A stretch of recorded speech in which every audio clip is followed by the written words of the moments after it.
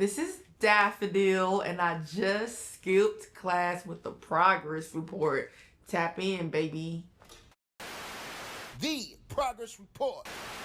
Alright, what's going on? It's your girl Lalaa Shepard. This is a new episode of Skipping Class presented by the Progress Report. I got DaphoDILL back in the building for another episode. How are you? I am good, man. Good. Making it. Yes, because you know the last time that you was here was December 2023. So what can you say has progressed and changed, since that time? A lot. My entire life has did a U-turn in some sorts of ways. Okay, talk to me. Got out the military. Okay. Technically, they kind of forced me out. Mm-hmm. But got out. Didn't give a shit because I was running out of that bitch anyways. Okay. Got a distribution deal with Zaytoven Global. Congratulations. Performing for 4 days for the hottest thing in the city. That's a big step in progress for me. Absolutely. Clearer thinking. Mental health is a lot better. Good. A lot. I love that. Well, I mean, trying to lose some weight, you okay. know. I love that. The mental headspace is the biggest thing that I feel like is the most important thing, because when you center, everything else kind of fall in place, right? Yeah. So, what does our keyword progress mean to you now? Usually I wait to the end, but I feel like your definition probably changed. What does it mean now? Moving forward. Okay. Progress. Every step is a part of a route, a plan to get you somewhere that you may not even know yourself. It's like traveling to the unknown. Got you. Everybody has a destiny. And nobody knows that route until it clicks into their mind, into their headspace, to their mental, into their body to know what path they should be on and go on. And I feel like once you know those things, it starts as progress towards where you should be. Respect. So we talking about 404 a day. Man, the legend himself, man, Zaytoven, man, been doing this music thing for so long. So first question, how did y'all come across each other, and how did you land your distribution situation with him? Oh, so when I first got to Atlanta, I hooked up with Tampa Mystic and Roof Queen, and I met Roland. Yeah. And then I talked to him. I went to the beat camp, Zaytoven's beat camp. Hell yeah. And it, the one that was in Atlanta. Yep. And I'm like, give me the method to the mold. I'm trying to make it. I'm trying to do this. Fuck millions. Let's go get some billions together. Ain't nobody coming as hard as me. I got the style. I got the flex. I got the writing skills. Let's do this. Because people thinking about millions. No, we need to come together and try to get these billions. I love that. And then from there, it was just progress. And I ended up getting it. And I had so much going on to where I couldn't even stop to be oh my God. I was just thank you. But it wasn't really clicking in my head girl, do you just realize what the fuck just happened? And then I was just oh my God. People don't just get those. It takes time, effort, work, conversations, meetings, all types of stuff. And I was so happy to have been on the progress to be able to get that. Absolutely. I love that. Now, what's some game or advice that Zaytoven has given you, indirectly or directly? Oh, to keep going. What else? We talked about what did I say when I said let me pick your mind for a little bit? I can't remember all that. I can't even tell you. I got you. I ain't even finna sit up here in front and act like I can tell you, because I can't. Yeah. I mean, and Zay's such a good guy, man. You gonna learn directly and indirectly from him just being in his presence. You know what I mean? So now I want you to talk about coming to Atlanta, put in that footwork, because this ain't the first time that you've been here. And then remind us again where you're from, and just how is where you're from different and similar to here. I'm from Hattiesburg, Mississippi. I hate that place now.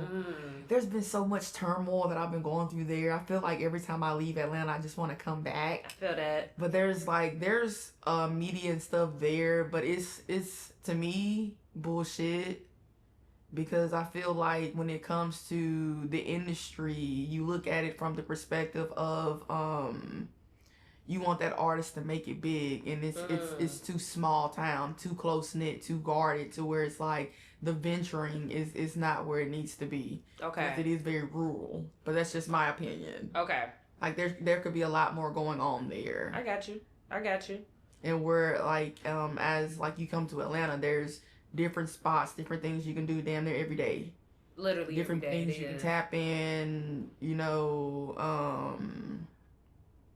a lot. Different shows, different people to meet, different summits, expos, all types of things. And you go to Mississippi, you're not gonna see any of that. Okay. You got don't get me wrong now, I ain't trying to discredit nobody in Mississippi, but it's not as big, it's not as wide, and I ain't gonna say it's not as widely known. Okay. I got you. Gotta get the wording right. No, I got you. No, that's facts. Okay, so I heard the new song, I'm Rolling Jimmy. Now you gotta know I was a little shocked, just because our last interview, I'm like, yo, then I heard the lyrics, I'm like, so let's get into it. What does that song mean? Okay, so I was in a really bad relationship with this guy, and that was he was the first guy I ever slept with. I didn't sleep with a guy till I was 26, and I'm 30 now. So that's I was a late bloomer. That's because I don't really like guys, he kept pushing me on guys. And it was just okay, take it slow. And it was just a complete fuck up. So he was a guy that what we refer to in the military, because I met him in the military, as community dick. So he likes to go and stick his dick everywhere. He would play in your face, do all types of shit. So when he approached me, I was like, okay, you have a girlfriend? And he was like, no. And let me tell you what let me tell you what he said to me. What did he say? So in the military, they do contract marriages. I almost got in one where you get married to get extra money when you get ready to deploy. Sign me up. No, I'm just playing. I'm just kidding. I'm just kidding. But that happens a lot. Sure. You'll get married for the deployment, get a divorce when you get back. That's great. So I was like, you got a girlfriend? He was like, no. So after we had sex, this motherfucker gonna come back to me and said, hey, I need to talk to you. And I was like, okay. And then he was like, well, I didn't lie when I tell you I didn't have a girlfriend. I have a wife. I was like, what the fuck? So then I left him, and I was just like, I'm finna go get away from you. Yeah. Cleanse myself and go be with somebody else, because what the fuck kind of shit is that? And let me tell you, so then he was just like, are you sleeping with somebody else? You don't want to be friends with me? Duh. And it was just a vulnerable place I was in. I had never had sex with a guy, never let guys touch on me. I was always with women. I didn't I think guys were cute. I got you. But it's the sexual part of it. And so it was just what the fuck kind of shit is that? And it got to where it was just are you sleeping with someone else? And then the girl that he ended up sleeping with me. Then he got married, and then he slept with somebody else, tried to sleep with my friend, and divorced his wife, tried to come back to me, and I'm still vulnerable because the dick was kind of good. Hollering. It was. He had a little boyfriend dick. It wasn't too big, wasn't too small. I was like, I kind of like it. But I get it. That is my favorite size too. I feel you. I put all of that in that song, and then the part where it was talking about I think you sucking dick. It was because of this guy that I came across that was in he's a part of the family now. I can't stand this motherfucker. And people be selling. And I was like, well, I think you sucking dick.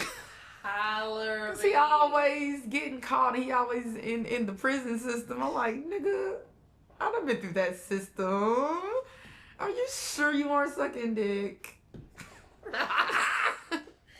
Yo, I wasn't expecting that to be the explanation of the song, but I love it. But that's what it was. And it was just like hilarious. the girl that he did, like, because after I stopped talking to him, it was pretty much like, don't tell anybody this. And I was like, I have enough to worry about right now. We're on deployment. I'm already dealing with the boss, and I got workers I gotta go tend to. And then he was one of my workers too, technically. Damn. And he used to piss me off over there. You know what I used to do to that boy over there? I used to be like, you can get all my work, and I ain't doing none of that shit. I used to do that shit to him sometimes when he would piss me the fuck off, because he kept coming back. And then he'd go to another girl, and the girl would be like, you ugly. And I'd be like, well, bitch, I ain't ugly, and I ain't ugly now, so... Get the fuck out of my face. Then he ended up having kids. Oh, and he tried to have a kid with me, so I couldn't go on deployment. What the It was a lie. That So is a lie. I had to get all that out because I was just in a very fucked up place. Okay, I got you. And I even told my mom that, and I was like, look, there's a lot going on with that. Yeah. And she's like, well, why don't you just go find another guy? I'm like, girls, look, I don't want to do the guy thing. And if I do the guy thing, let me do it on my own, to where it's just like, let me get to a place to where I'm just like, yes. Okay. Instead of being to where I'm getting pushed to do it, I'm just going out there doing stupid and dumb shit. You know, because I feel like that's, you know, it's blame on both parts. Okay. Yeah. Technically, I ain't have to do that shit.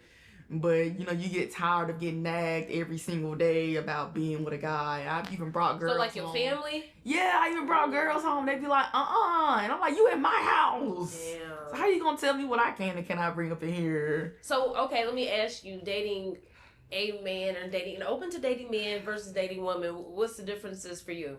The sexual part. That's and then it was like the first time I kissed a guy, because I literally had never kissed a guy until I was, 25, 26. Wow. Literally, I didn't, like, I would talk to you, I may flirt with you and stuff like that, and I would try to, you know, slowly. Okay. But then it was like, when I met that motherfucker, it was like, kiss me, suck my dick, and I was like, I don't want to do none of that. I don't want to do none of that at all. I'm trying to get over the sexual part first. I don't want to suck your dick too. I'm fucking hollering. Well, okay. Well, hey, listen, you got to do what works for you. You got to do what makes you happy, okay? Women make me happy. I plan one day, you know, to get to a very comfortable place within myself. Absolutely. And marry a woman. I want a wife. Okay. But hopefully I kind of want kids, but then I don't. Kids are expensive and bad as hell. And then the world right now. I feel you. Trust me. But I do want to settle down with like a wife and kids. Okay. One day. So it's like the parents just really need to stop telling me I need to go be with a boy. And they be doing that shit all the time. You need to go have a baby. Go, you need a man. Damn. Well, again. How old now at this point? You gotta do what's best for you. You need to get the fuck out of my face. You gotta do what's best for you. Now, I do want to ask you, you dropped 2 projects too recently. Yeah. The My Suicide Letter and Anomalous. I said it wrong. Anomalous. Anomalous. Deviating from what is normal. Ah. So tell me about those 2 title meanings, like My Suicide Letter, good lord. So, like, my mental health, because I just got out the military last year, and they will take you through some shit. And I know you was going through a lot, too, so... And they will lie about it, too. I'm like, I ain't fucking crazy, motherfucker. And you know what's crazy? The VA has, like, systems where they know if you're telling the truth or not. Oh, wow. So I'm like, once I go to the VA anyways, they're going to already corroborate that story that you did that shit to me. And they do that to a lot of veterans, and they send them to the VA, and then you got to deal with the VA, and all that bullshit. But like, I got to where like it was mentally depleting for me. I'm sure. Like I had just had sex with a guy, dealing with that. Then like the sexual assault thing, the bullying, and then I hit deployment as soon as I got in. Then I had to go to like NTC rotations. It's like military things where you go to like different parts and you do like rotations of just combat stuff. Where you do like they gas you and then you gotta get your weapon and stuff like that. I know what you're talking about. What else? Bullying, all types of stuff. So it was just bagging up on me. And then I was dealing with my parents and the whole still dealing with the guy thing, because he, as much as this nigga say he don't like me, and I say I don't like him. We end up being around each other all the time. If I call him today, he's gonna come. That's crazy. So wait, but he's so in love. I thought y'all was in the army together. So this is even after the army stuff. Yes. I just blocked him though, because I was toxic. like, it is toxic. I just blocked him though, because I was like, I don't even need to be dealing with that. I don't need to go back to that. I need to get to a better health place. Yeah. But the suicide letter was just like me talking about all the past relationships too, and then a lot of things I was dealing with family wise and with men and women, a lot, and then like alcohol and drug addiction, because you tend to use those things so that it takes your mind away from what is actually going on. Right. So it was a lot of that mixture together. Gotcha. And so I put all that in one thing, because it was just I didn't want to live anymore. And it was like, you know, at one point it's like, once it's out of me, it's out of me, but it doesn't mean it's going away. Like, I may feel better for the time being, and then boom, that ain't work. But it's like it's like a step for me to be able to get those things out of me. But it was just pretty much me writing things off out of my life, out of me, and myself off too. Yeah. And then the Anomalous was like the first project I put out, actually. Yeah. And I took it out and re-released it. And I was talking about I was talking about the first relationship with the guy, and various songs about with women, and then like the baby I'm a rock star, about, you know, the drug and alcohol addiction and the picture that comes on rock stars. You know, you have like the tour bus and the face paint and the leather on, and a lot of that music that gets written is about struggle, pain, and addiction. And it was pretty much making it sounds like it's a diss song, but it's not if you listen to it. But it was about you listen to it and you get so happy and love this song, but are you realizing the meaning behind that stuff? And it took me back to, like, I was thinking about Kurt Cobain when I wrote that song. Okay. The music that is being made it's about some fucked up shit. And when I looked at his story, it reminded me of myself. You know, when he passed away, he had drugs in his system, and he died with a gunshot wound. It reminded me of myself. You go through things, you write this music, and then you deal with drug and alcohol addiction, and it eventually leads to your demise. Yep. Because you can't take it. The music helps you, but at some point, the music is not going to be enough to where you have to get like some help, you know. Facts. That's real.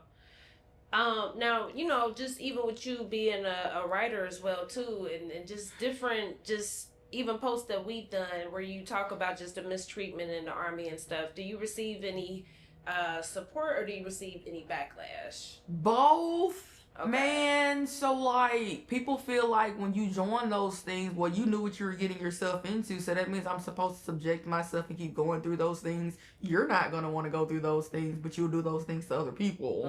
And then you'll sit up there and tell them that something is wrong with them if they talk about those things. No.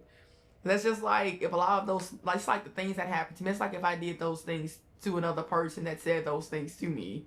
Then you're gonna be sitting up here looking like, why would you say that? And I'll be looking at you like, didn't you say that shit to me? You know, and like, one thing about when I went to the VA systems, they interrogate you there.